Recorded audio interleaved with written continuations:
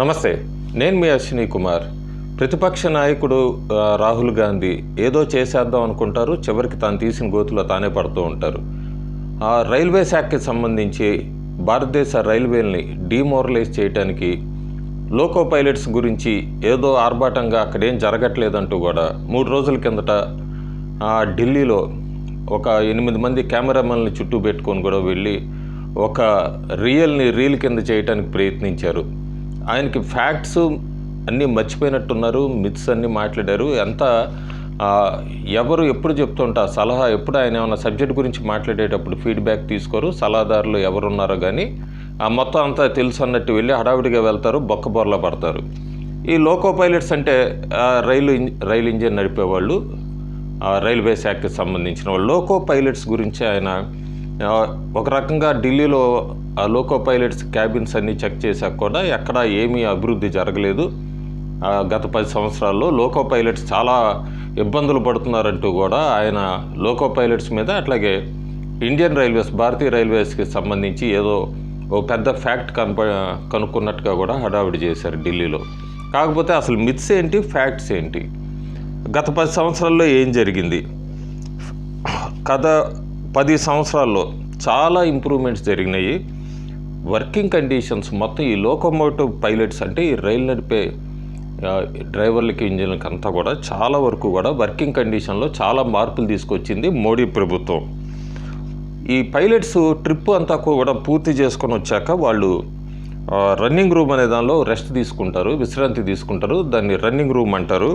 దాన్నంతా కూడా out of head క్వార్టర్స్లో ఉంటూ ఉంటాయి. దాన్ని ఎట్లా తీసుకొచ్చారు, అన్ని మార్పులు తీసుకొచ్చారు అనేది కూడా వీళ్ళు తెలుసుకురావాలి.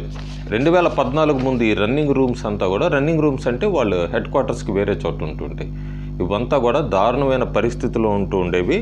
అలాంటిది 2014 నుంచి ఇప్పటి వరకు 558 రన్నింగ్ రూమ్స్ అన్నింటినీ కూడా ఎయిర్ కండిషన్ చేయించింది లోకో పైలట్స్ కోసం మోడీ ప్రభుత్వం.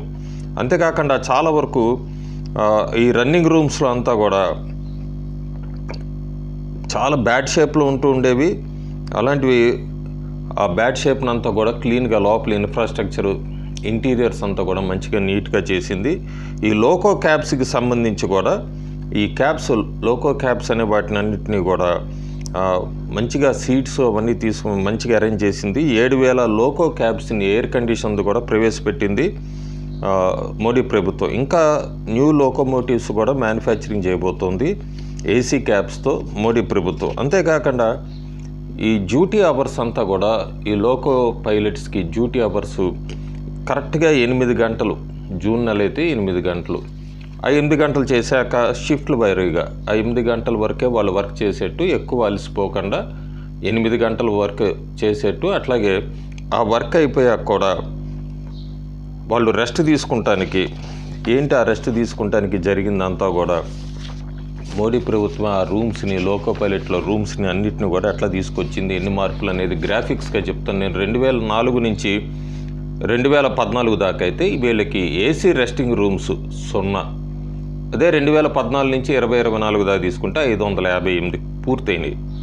ఏసీ క్యాబిన్స్, ఇంజిన్లో కూడా ఏసీ క్యాబిన్స్ 2004 నుంచి 2014 దాకా 0. 2014 నుంచి 2024 అంటే 10 సంవత్సరాల్లో 7,075 ఏసీ క్యాబిన్స్ ఇంజిన్లో ప్రవేశపెట్టింది మోడీ ప్రభుత్వం. అంతేకాకుండా ఈ లోకో క్యాబిన్స్ వాళ్ళకి వాష్రూమ్స్ కూడా ఉండేవి కావు, బాత్రూమ్లు ఉండేవి కావు. వీళ్ళకి 2004 నుంచి 2014 దాకా 0 అయితే 14 నుంచి 24 దాకా ఇప్పటికీ 815 వాష్రూమ్స్ను కూడా వాళ్ళకి కట్టించింది. సో ఇవన్నీ మర్చిపోతున్నాడు ప్రతిపక్ష నాయకుడు. గత 10 సంవత్సరాల్లో ఎంత తీసుకొచ్చింది మోడీ ప్రభుత్వం ఈ లోకో పైలట్స్కి అనేది కూడా ఆయన మర్చిపోతున్నాడు. ఒక అటెంప్ట్ రాయి అయితే వేసాడు డీమోరలైజ్ చేయడానికి ఇండియన్ రైల్వేస్కి. అట్లాగే రిక్రూట్మెంట్ పరంగా చూసుకుంటే కూడా ఇప్పటికి 34,000 మంది రన్నింగ్ స్టాఫ్ రిక్రూట్ అయ్యారు. ఇంకొక 18,000 మంది స్టాఫ్ రిక్రూట్మెంట్ ప్రాసెస్లో ఉంది. సో మొత్తానికి ఆయన అసలు ఎక్కడైనా కూడా ఏమైనా విమర్శ చేయాలన్నా కూడా అవకాశమే లేదు. 2004 నుంచి 14 UPA 1 అండ్ UPA 2తో పోల్చుకున్న 2014 నుంచి 2024 మోడీ 2 సార్లు 2 టర్మ్స్ ప్రధానమంత్రిగా జరిగినప్పుడు ఈ లోకో పైలట్స్కి సంబంధించి కూడా చాలా అభివృద్ధి, అసలు కంపారిజనే లేదు. ఈ గత 10 సంవత్సరాల్లో అంతకుముందు ఉన్నదానికి. లేదా ఇంకొక క్వశ్చనీర్ కింద తీసుకున్నా కూడా మనం AC resting rooms for loco పైలట్స్కి 2004 నుంచి 14 0, 2014 నుంచి 24 AC resting rooms 558, AC cabins ఇంజన్లో 2004 నుంచి 14 0, 2014 నుంచి 24 ఏసీ క్యాబిన్స్ ఇంజన్లో 7,075. అలాగే లోకో క్యాబిన్స్ విత్ బాత్రూములతో 2004 నుంచి 14 0, 2014 నుంచి 24 815. అట్లాగే లోకో పైలట్స్ వాళ్ళ కండిషన్స్ అంతా కూడా షాబీగా ఎవరు చేశారంటే కాంగ్రెసే పెట్టింది. లోకో పైలట్స్ కండిషన్స్ అంతా కూడా ఇంప్రూవ్ చేసింది నరేంద్ర మోడీ ప్రభుత్వమే. సో ఎక్కడా కూడా లోకో పైలట్స్ గురించి నెగ్లిజెన్స్ ఎక్కడ ప్రదర్శించలేదు నరేంద్ర మోడీ ప్రభుత్వం. క్లియర్ కట్గా ఈ 10 సంవత్సరాల్లో దాదాపు ఎవరు చేయనంతగా కూడా లోకో పైలట్స్ని దృష్టిలో పెట్టుకొని రైల్వే శాఖకి సంబంధించిన ఈ ఎంప్లాయీస్ అందరినీ దృష్టిలో పెట్టుకొని చాలా అభివృద్ధి పదంలో ఇండియన్ రైల్వేస్ని ముందుకు తీసుకెళ్ళింది మోడీ ప్రభుత్వం.